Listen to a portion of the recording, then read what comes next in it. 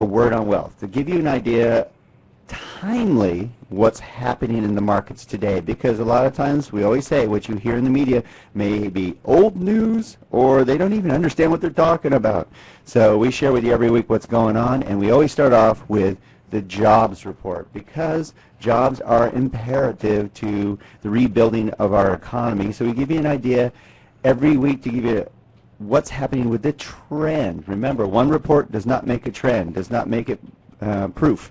So we give you the updates every single week, because remember last week we talked about the jobs and everyone was all euphoric and excited because the amount of new unemployment claims dropped down below 350 for quite some time there. We had 335, 337, 345, and then we were expecting a really low report, and lo and behold we had a 388 last week. Whew, that's a big jump. But good news.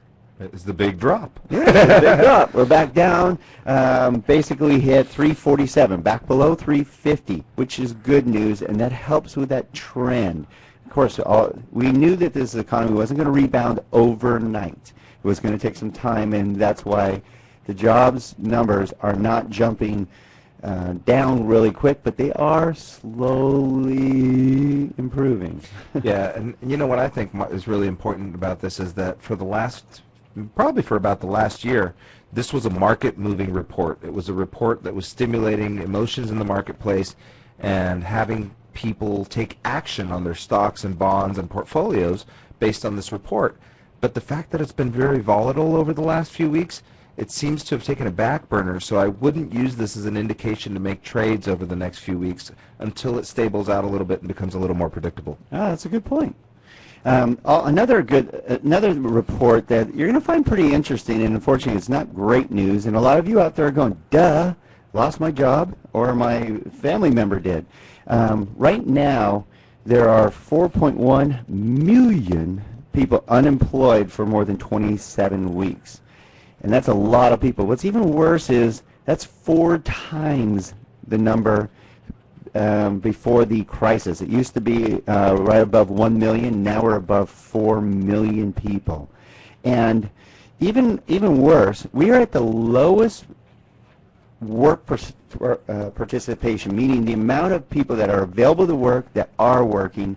We are now at the lowest level since 1979, meaning there's less than 64% of the Americans that can work that are working. Okay, so here's my 2 theories on that, Don, because I think part of it is, yes, we still have a very tough labor market. But the other piece is we have to evaluate, how is this going to look? How are the baby boomers going to skew our numbers? Because now we've got a baby boomer population that's retiring. Hopefully, because they've built some wealth, they're retiring earlier than our prior generations. So that's going to skew the participation numbers. Huge. And my other one is, after going through such a large, devastating collapse, is we've got more people being entrepreneurs because they were forced into entrepreneurship, and those people are not in the participation numbers either. So yeah, they lost a little faith in the system after 37 years working for somebody. They just went, see ya. So take the participation numbers with a grain of salt. It's not as gloom and doom as it can be. There's other factors that play into that. Yeah, I mean, just last week, over 600,000 people dropped out of the market, out of the labor force. Mostly baby boomers, but they just said, we're done. We're not getting back in. Well, and you have big layoffs like the post office that forced 12,000 people into retirement overnight. Yeah, and then government's talking about laying off 40 to 50,000 people too. So we're not out of the woods yet. Nope. Just got to be careful. Just got to make sure that you proceed with caution with whatever you're doing. Okay, so is this ironic or not? What's going up like crazy? Stock market's booming. I mean, stock market, S&P, I mean, all that is booming. We're hitting all-time highs. Who would have thought that when we were below 6,500 just a few years ago? That's called economic stimulus driven by government spending, Don. Yes. So pay attention to that and be careful. The reason we say that is we've had great experts, like we had Jerry Citarella and also Chris Ingram, both with Infinity Wealth Management. Incredible group. These guys are studs. And they both warned everybody, be careful of the pullback, meaning when it hits all-time highs and there's any fear at all in the market, everybody will take the profit and run. And that means you could lose a substantial part of your portfolio in a matter of days. So be careful. Make sure you talk to an expert. If you don't have one, reach out to us at donandgino@gmail.com. That's DONAND Gino at gmail.com. Call us at 855-DON-GINO, and we'll hook you up with one. Because there's also concerns about the bond bubble coming up.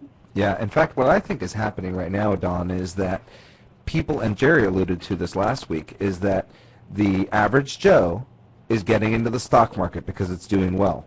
Institutions are getting out of the stock market and getting into bonds, even though there's a bond bubble coming, and that's why other institutions are buying real estate. So we have to be careful because all of our asset classes are inflated. The one that's not doing so well right now is gold. Okay.